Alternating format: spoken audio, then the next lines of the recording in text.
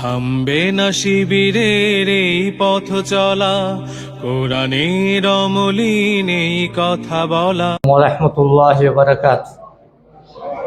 আলহামদুলিল্লাহ الذي أنزل على عبده الكتاب ولم يجعل له عوجا والصلاة والسلام على سيد المرسلين خاتم النبيين محمد بن عبد الله وعلى آله وصحبه أجمعين.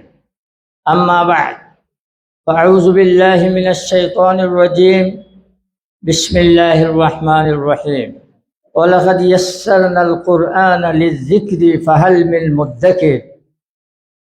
وبالسند المتصل إلى أمير المؤمنين في الحديث الإمام محمد بن إسماعيل بن إبراهيم بن المغيرة بن بدزبة الجعفي البخاري قال حدثنا حجاج بن منهال قال حدثنا شعبة قال أخبرني علقمة بن مرصد قال سمعت سعد بن عبيدة عن أبي عبد الرحمن السلمي عن عثمان بن عفان رضي الله تعالى عنه وعنهم أجمعين قال قال رسول الله صلى الله عليه وسلم خيركم من تعلم القرآن وعلمه أو كما قال عليه الصلاة والسلام.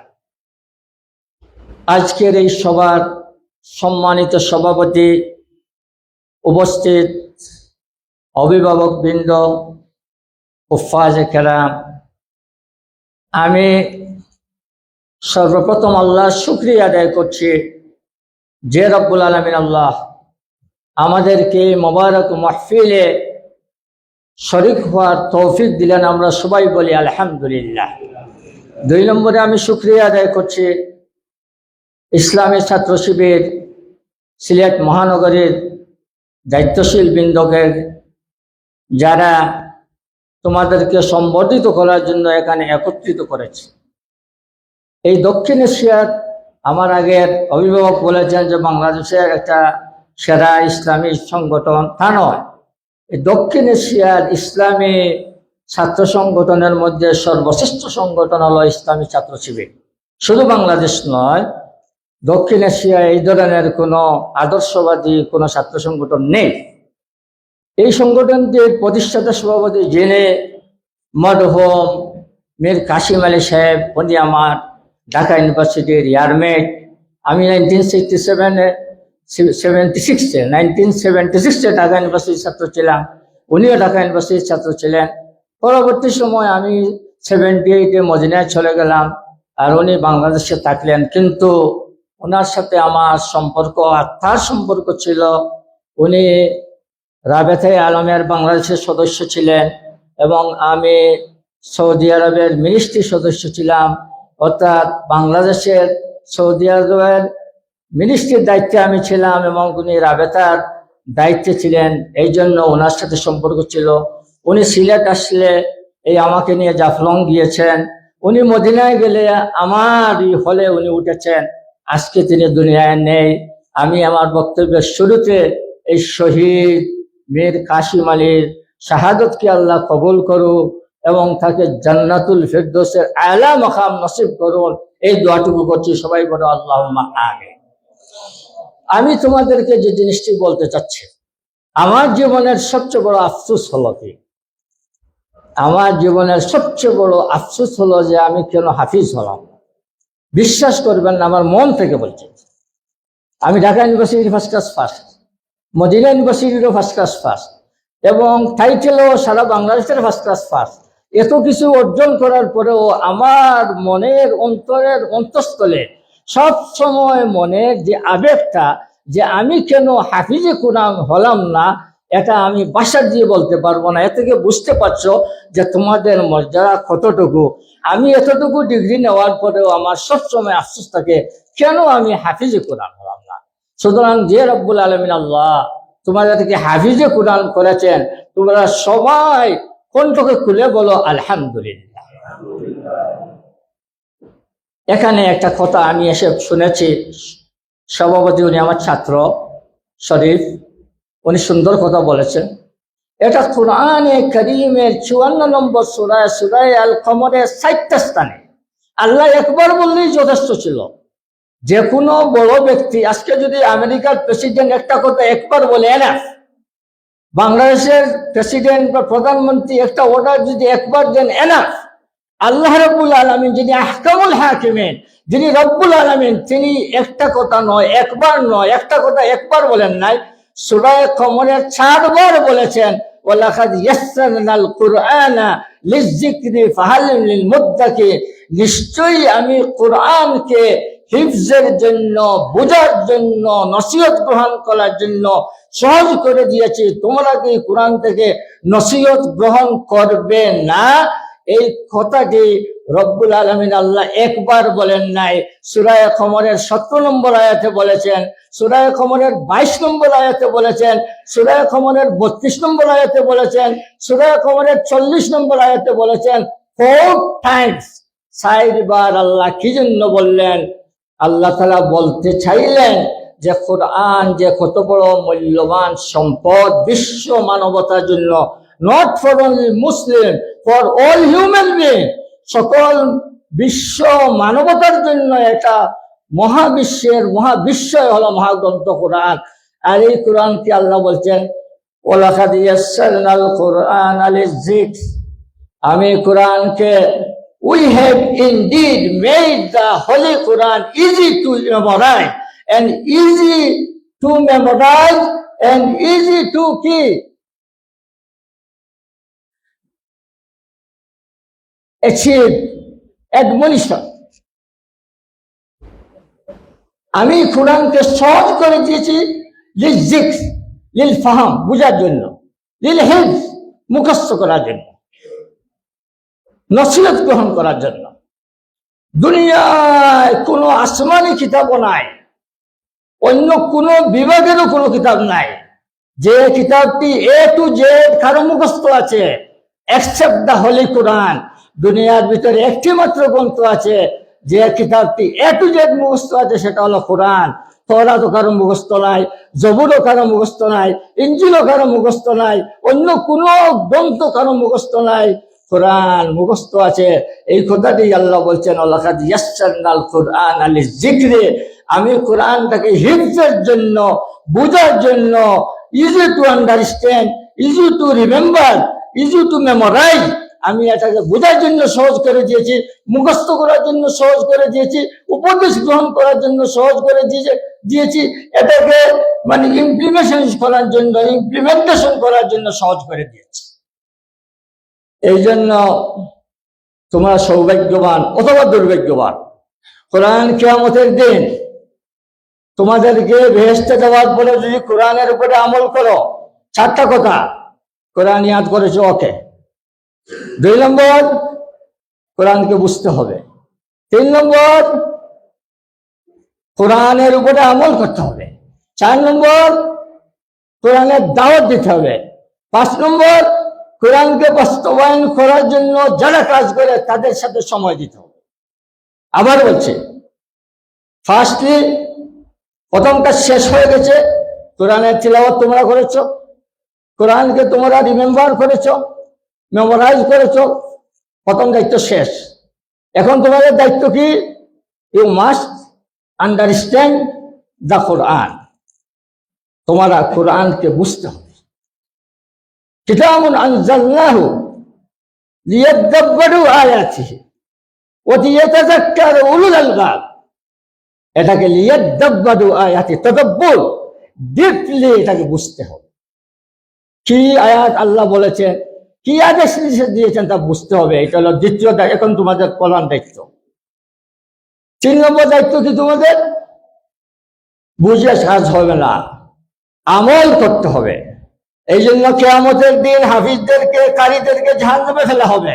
বলা হবে, তুমি কি করেছো? সে বলবে, আমি হাফিজ ছিলাম, এই করেছি, সেই করেছি। আর বলবেন, তুমি মিথ্যাবাদী, তুমি কোরআনকে বুঝো নাই, কোরআনের প্রতি আমল করো নাই, তুমি হাফিজ হয়েছিলে, তুমি নাম করার জন্য লোক তোমাকে হাফিজ বলবে, লোক তোমাকে বড় কারি বলবে, সুতরাং আজকে তুমি জাহান্নামে যাও।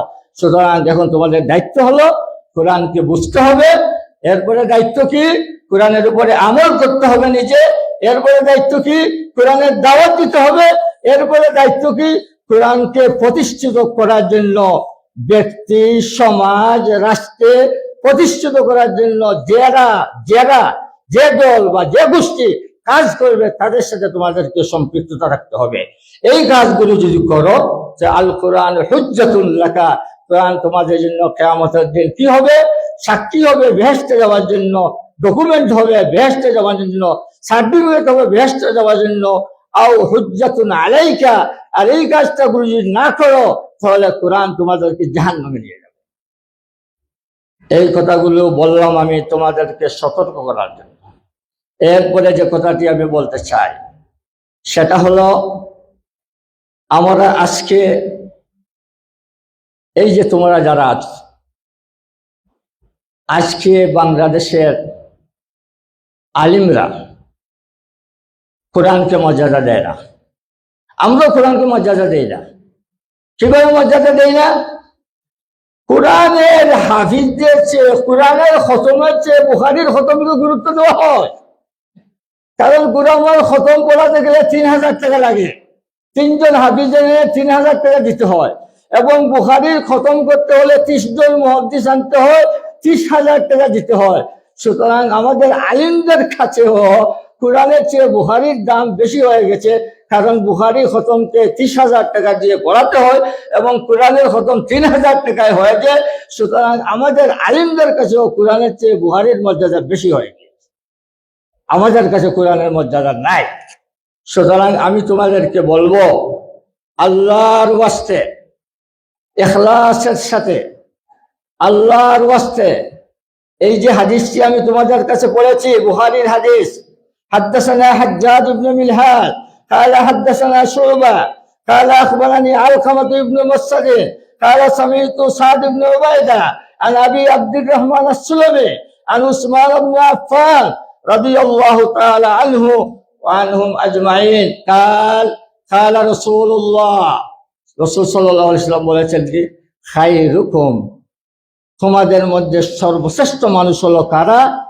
খায়রুকুম মান তাআল্লামাল কুরআনা, যারা কোরআন পড়ে, ও আল্লামাহু, আর যারা কোরআনকে পড়ায়। The best among you who teach the Holy Quran, who learn the Holy Quran and who teach it. তোমাদের মধ্যে বেস্ট ওয়ান অফ ইউ, সবচেয়ে বেস্ট মানুষ হলো কারা? আমরা তো মনে করি সচিব যারা ওরা বেস্ট, আমরা তো মনে করি অ্যাম্বাসেডার যারা ওরা বেস্ট, আমরা তো মনে করি এই মন্ত্রী মিনিস্টাররা ওরা হলো সবচেয়ে সম্মানী মানুষ। এবং আল্লাহর কাছে সবচেয়ে সম্মানী মানুষ হলো হামালাতুল কোরআন। এদেরকে বলা হচ্ছে আহলুল্লাহ, এদেরকে বলা হচ্ছে আল্লাহর পরিবার। যারা কোরআনকে ধারণ করেছে বুকের ভিতরে, ওদেরকে বলা হয়েছে আহলুল্লাহ। সাহাবায়ে কেরাম জিজ্ঞাসা করলেন, আয় আল্লাহর রসুল, আল্লাহর আবার পরিবার আছেন নাকি? তখন আল্লাহ রসুল বললেন, হুম হামালাতুল কোরআন, আমার পরিবারের সদস্য ওই সমস্ত মানুষ যারা কোরআনকে, সমস্ত কোরআনকে যারা বুকে ধারণ করতে পেরেছে, ওরা হলেন আহলুল্লাহ, ওরা হলেন আমার পরিবার। সুতরাং এই ধরনের মর্যাদাশীল ব্যক্তিরা তোমরা, তোমাদের দায়িত্ব হলো তোমরা তোমাদের জীবনের চলার পথে কোরআন থেকে বুঝবে। এখানেই শেষ না, কোরআন থেকে বোঝার জন্য তাফসীর স্টাডি করবে। তাফসীরের যুগান্তকারী তাফসীর হলো তাফসীরুল কোরআন। যে তাফসীর নিয়ে আজকে আলোচনা চলছে, আমি তো দুনিয়ার কত তাফসীর পড়েছি, কিন্তু সমাজ, ব্যক্তি, সমাজ, রাষ্ট্র, অর্থনীতি, রাজনীতি, যুদ্ধনীতি, শিক্ষানীতি, সংস্কৃতি সব দিক বিবেচনা করে কোরআন থেকে যিনি সেট করেছেন, তিনি হলেন বিংশ শতাব্দীর সেরা মুজাদ্দিদ আবুল আলা মওদুদী, সাইয়্যিদ আবুল আলা মওদুদী রাহিমাহুল্লাহ। তিনি কোরআনটাকে সেট করেছেন আমাদের চরিত্রের মাপকাঠিতে, সমাজের মাপকাঠিতে, অর্থনীতির মাপকাঠিতে, রাজনীতির মাপকাঠিতে, যুদ্ধনীতির মাপকাঠিতে, এরপরে এই আমাদের বন্দিনীতির মাপকাঠিতে, এই বিশ্ব রাজনীতির মাপকাঠিতে। সমাজতন্ত্র যে অর্থবহ নয়, পুঁজিবাদ যে ধ্বংস হয়ে গেছে, পুঁজিবাদ যে অনর্থ, পুঁজিবাদ যে অকার্যকর, সমাজতন্ত্র যে অকার্যকর, ইসলামী ব্যাংকিং যে কার্যকর, ওই যিনি ব্যক্তি, যে ব্যক্তি এটাকে তুলে ধরেছিলেন, তিনি হলেন সৈয়দ আবুল আলা মওদুদী রাহিমাহুল্লাহ। আর তিনি এই 30 পারা কোরআনের তফসিল লিখতে গিয়ে জীবনটাকে ব্যয় করে তিনি আমাদের সামনে উপস্থাপন করেছেন। আমি তোমাদেরকে বলবো, তোমরা তফহিমুল কোরআনটাকে তোমরা ভালো করে স্টাডি করবে, এবং সাথে সাথে তোমরা তফসির ইবনে কাসির, একটা তফসির আছে খুব মূল্যবান, হাদিস কেন্দ্রিক। এই কোরআনের আয়াতের সাপোর্টে অন্য কোন কোন আয়াত এসেছে সবগুলো আছে, কোন কোন হাদিস এসেছে সবগুলো আছে। সুতরাং তোমরা তফসির ইবনে কাসির, এটা বাংলাও হয়ে গিয়েছে, এটা তোমরা কিনবে এবং তফহিম কিনবে। এই দুইটা তফসির পাশাপাশি যদি তোমরা একত্রে পড়ো, তাহলে দেখবে 5 থেকে 7 বছরের ভিতরে কোরআন সম্পর্কে তোমাদের একটা একটা মোটামুটি একটা ধারণা হয়েছে এই কোরআনটা কিসের জন্য এসেছে। এরপরে যে কথাটি বলে আমার কথা শেষ করে দেব, সেটা হলো কোরআন কিসের জন্য এসেছে? অনলি ফর রিসাইটেশন, তিলাওয়াতের জন্য, অনলি ফর মেমোরাইজেশন, হিফজের জন্য না। হুয়াল্লাযী আরসালা রাসূলাহু বিল হুদা ওয়া দীনিল হক লিইয়ুযহিরাহু আলাদ দীনি কুল্লিহি ওয়ালাউ কারিহাল মুশরিকুন ওয়া কাফা বিল্লাহি শাহীদা। অন্য আয়াতে বলছেন ওই কথাটি আল্লাহ 3 বার বলেছে। আল্লাহ একবার বললে হতো।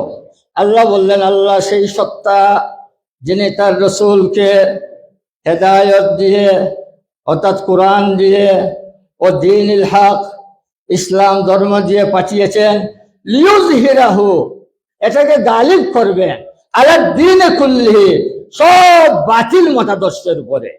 It is who has sent the messenger Muhammad sallallahu alaihi wasallam with guidance and the religion of truth, that means Islamic monotheism, to make it victorious over all the religion. Allah Ta'ala কোরআনকে নাজিল করেছেন, দ্বীন ইসলামকে নাজিল করেছেন, লিইয়ুযহিরাহু আলা দীনি কুল্লিহি, বাতিল যত মতাদর্শ আছে সকল মতাদর্শের উপরে কোরআনটাকে গালিব করার জন্য। ওয়ালাউ কারিহাল মুশরিকুন, ওই গালিব করতে গিয়ে বাধার সম্মুখীন হবেন। মুশরিকরা চাইবে না গালিব করতে, কাফিররা চাইবে না গালিব করতে, খোদাগুরি শক্তিরা চাইবে না গালিব করতে। If though the pagans, the politicians, pagans, disbeliever, idolaters in the oneness of Allah and His messengership hate it, যারা মুশরিক, যারা কাফির, যারা খোদাদ্রোহী, তারা চাইবে না, ইউরিদুনা লিইউতফিউ নূরাল্লাহি বিআফওয়াহিহিম, ওরা চাইবে তাদের মুখের ফুৎকার দিয়ে কোরআনের আলোটাকে নিভিয়ে দেওয়ার জন্য। সুতরাং তোমরা যখন কোরআনের দাওয়াতে যাবে, বাধার সম্মুখীন হবে মুশরিকদের পক্ষ থেকে, কাফিরদের পক্ষ থেকে, খ্রিস্টানদের পক্ষ থেকে, হিন্দুদের পক্ষ থেকে, ইহুদিদের পক্ষ থেকে, দুনিয়ার সমস্ত শক্তির পক্ষ থেকে বাধার সম্মুখীন হবে। ওই বাধার সম্মুখীন হয়ে যদি তোমরা সবর করতে পারো, এই যে ওয়াল আসরি ইন্নাল ইনসানা লাফি খুসর ইল্লাল্লাযীনা আমানু ওয়া আমিলুস সালিহাত ওয়া তাওয়াসাউ বিল হক, যারা কোরআনের পরস্পর নসিহত করবে, ও তাওয়াসাউ বিস সাবরে, আর কোরআনকে বাস্তবায়ন করতে গেলে রিস্ক হবে, জীবনের রিস্ক হবে, সম্পদের রিস্ক হবে, চাকরির রিস্ক হবে। এইগুলোতে সবর করতে পারলে তোমরা জীবন ধন্য হবে, আখিরাতে তোমরা নাজাত পাবে। রব্বুল আলামিন আল্লাহ, আমি সহ, আমি যিনি কথাগুলো বললাম, আমি সহ তোমরা যারা হাফিজদের সামনে কথাগুলো বললাম, সবাইকে কোরআনকে বুঝার তৌফিক দিন। সবাই বলো আমিন। কোরআনকে বুঝার আমাদের সবাইকে তৌফিক দেন, সবাই বলে আমিন। এবং কোরআনকে দাওয়াত দেওয়ার সেই তৌফিক সবাইকে দেন, সবাই আল্লাহুম্মা আমিন। এবং কোরআনের সমাজ এবং রাষ্ট্র কায়েম করার মতো সেই তৌফিক আল্লাহ তাআলা আমি সহ আমাদের সবাইকে দান করুন। এবং কোরআনের দাওয়াতের পথে যাই বাধা আসবে, all the risks, all the calamities, যা কিছু বিপদ আসবে, সেই বিপদে আমি সহ আমাদের সবাইকে ধৈর্য ধরার, সবরে জমিল ইখতিয়ার করার তৌফিক দিন। আকুলু কওলি হাযা ওয়াস্তাগফিরুল্লাহ ওয়া মা আলাইনা ইল্লাল বালাগ। আসসালামু আলাইকুম ওয়া রাহমাতুল্লাহ। থামবে না শিবিরের এই পথ চলা, কোরআনের অমলিন এই কথা বলা।